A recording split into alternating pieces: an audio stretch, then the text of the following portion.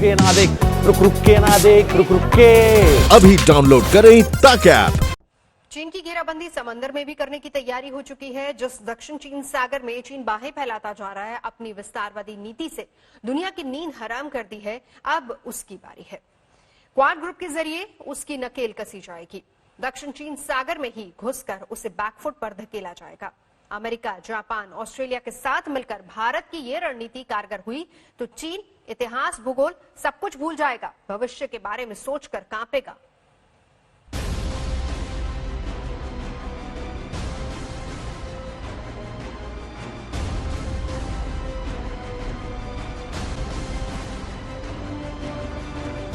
चीन की घेराबंदी समंदर में भी की जा रही है।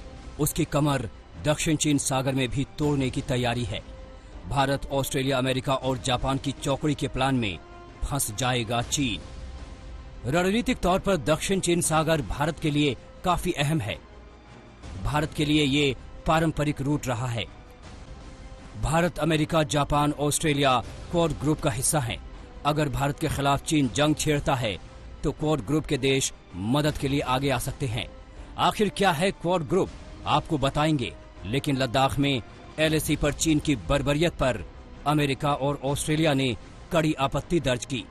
ऑस्ट्रेलिया ने जहां भारत के संयम की सराहना की, वहीं अमेरिका के विदेश मंत्री माइक पोम्पियो ने कहा कि चीन दुनिया को अस्थिर करने की कोशिश कर रहा है। PLA has escalated border tensions. We see them today in India, the world's most populous democracy. We watch as it militarizes the South China Sea and illegally claims more territory there, threatening vital sea lanes. A promise it broke again. दरअसल 2007 में Japan के प्रधानमंत्री Shinzo Abe ने quad group को बनाने का प्रस्ताव रखा था, जिसे भारत, अमेरिका और ऑस्ट्रेलिया ने समर्थन दिया था। हालांकि 10 साल तक ये तो निष्क्रिय ही रहा, लेकिन 2017 के बाद से चारों देशों की लगातार बैठकें हो रही हैं। क्वाड ग्रुप में शामिल सभी 4 देशों की एक ही चिंता है और वो है चीन का बढ़ता दबदबा। 2017 से लेकर 2019 के बीच क्वाड ग्रुप के बीच 5 मीटिंग हो चुकी है। इस मीटिंग में पहली बार न्यूजीलैंड, दक्षिण कोरिया और वियतनाम को भी शामिल किया गया था। अंतर्राष्ट्रीय स्तर पर एक और कूटनीतिक मुहिम, जहां साउथ चाइना सी में चीन अपना जोर आजमा रहा है, वहीं दूसरी तरफ क्वाड के जरिए अमेरिका, भारत, जापान और ऑस्ट्रेलिया करेंगे चीन का मुकाबला। क्वाड ग्रुप के देशों के साथ भारत की रणनीतिक साझेदारी है। यही वजह है कि अमेरिका ने चीन को काउंटर करने के लिए भारत को डिफेंस पार्टनर का दर्जा दिया। ऑस्ट्रेलिया के साथ हमारे पुराने रिश्ते हैं। 1962 की जंग में भी ऑस्ट्रेलिया ने हमारी मदद की थी। जापान के साथ हमारे करीबी रिश्ते हैं। दोनों देशों के बीच 2008 में सुरक्षा समझौता भी हुआ। जंग की सूरत में चीन के खिलाफ हमारे दोस्तों की लिस्ट लंबी है। 1998 में जब भारत ने न्यूक्लियर टेस्ट किया तो कई मुल्क विरोध में आ गए, लेकिन फ्रांस ने हमारा साथ दिया। वहीं 1971 की लड़ाई और कारगिल युद्ध में इजराइल ने भारत की मदद की। यूरोप में सबसे शक्तिशाली देश जर्मनी है, जिसका भी हमें समर्थन हासिल है। वहीं चीन से खफा ब्रिटेन भी भारत के साथ है। कूटनीतिक मोर्चे पर चीन के साथ अगर कोई है तो पाकिस्तान और उत्तर कोरिया, लेकिन इन 2 देशों के दम पर चीन भला क्या कर सकता है? बावजूद कोई ऐसा मुल्क नहीं जो चीन से परेशान नहीं है। उसकी विस्तारवादी नीति से दुनिया त्रस्त है। उसके इस दादागिरी पर चोट करने की जरूरत है। हालांकि इस बीच साउथ चाइना सी पर अपनी पकड़ मजबूत करने के लिए चीन ने एयर डिफेंस आइडेंटिफिकेशन जोन बनाने जा रहा है। चीन ने इस जोन में ताइवान और वियतनाम के कंट्रोल वाले द्वीपों को भी शामिल करने जा रहा है। चीन जोन के अंदर प्रतास, पार्सेल और स्पाटले द्वीप समूह को भी शामिल कर रहा है।